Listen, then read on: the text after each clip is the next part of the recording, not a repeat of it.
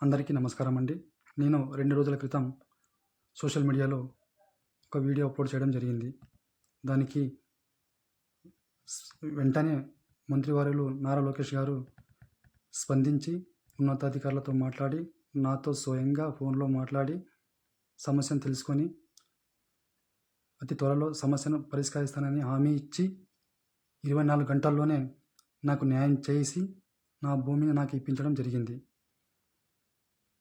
Sir మంత్రివర్యులు నారా లోకేష్ గారికి, కూటమి ప్రభుత్వానికి మరియు deputy CM Pawan Kalyan sir గారికి, సీఎం సార్ నారా చంద్రబాబు నాయుడు గారికి, మన మడకశిర నియోజకవర్గం ఎమ్మెల్యే ఎంఎస్ రాజు గారికి, ఎమ్మెల్సీ గుండుమల్లి తిప్పేస్వామి సార్ గారికి, పోలీస్ వ్యవస్థకు, రెవెన్యూ డిపార్ట్మెంట్ అందరికీ, పత్రికేయులకు, నాకు సహకరించినటువంటి తోటి మిత్రులందరికీ పేరు పేరున మరొకసారి కూటమి ప్రభుత్వానికి ధన్యవాదాలను తెలుపుకుంటున్నాను.